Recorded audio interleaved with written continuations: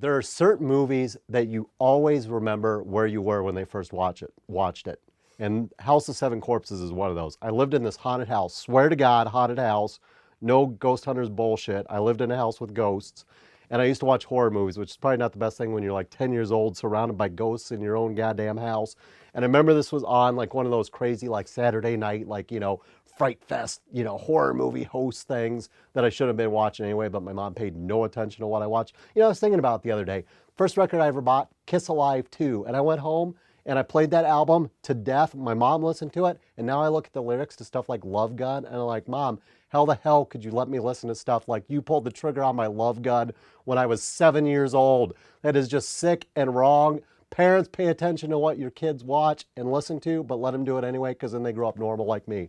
So anyway, so this movie's on, right? It's like Saturday night, and this movie starts off, House of Seven Corpses, by the way, in case I didn't say that.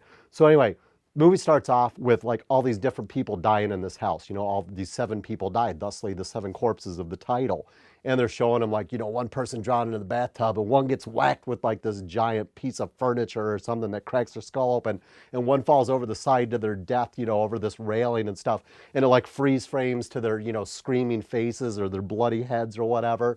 And then like as the credits roll, and I'm just watching this and I'm like, holy crap, this is like the freakiest thing I've ever seen. Sitting alone in my little playroom on this couch with a Dallas Cowboys poster right behind my head, which luckily I could turn to in times of need.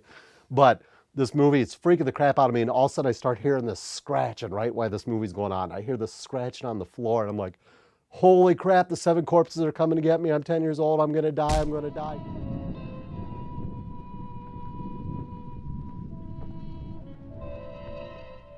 Et ad me vurient. Exurg. Cut! Eric, this book is very old. It's just not that easy to follow. It's the same damn line read 3 times. What's so difficult? I'm sorry. Okay, let's go again. Please. Camera ready? Camera's ready. Roll camera. Slated. 227, take 3. Action. Exurgent mortuae.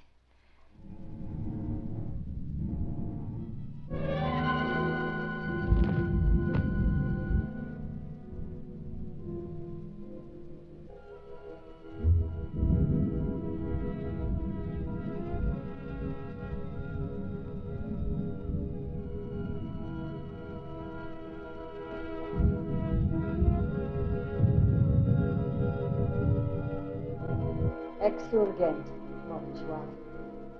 Et ad me vurient.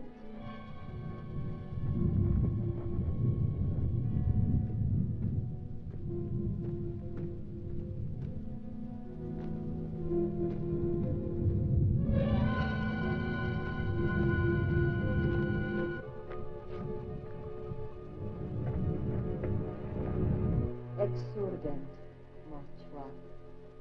Et ad me vurient.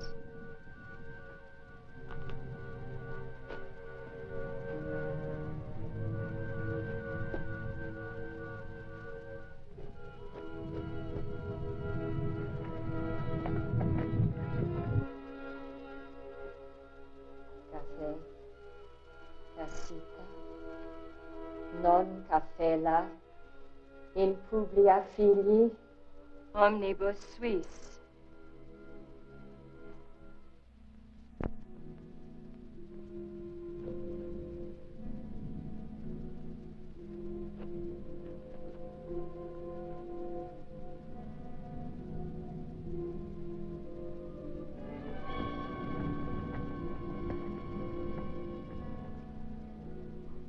Cafe, casita, non cafela, et publia filii, omnibus suis. Come, my darling. I have been awaiting your return from the dead.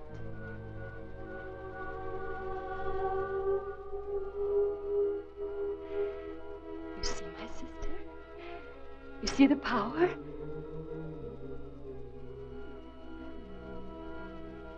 Yes, right now.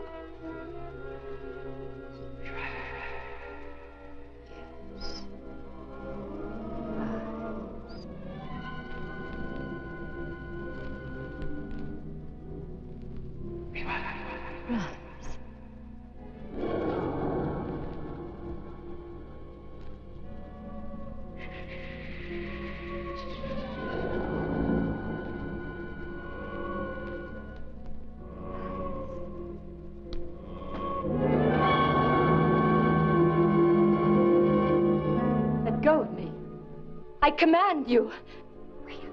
Let go of me.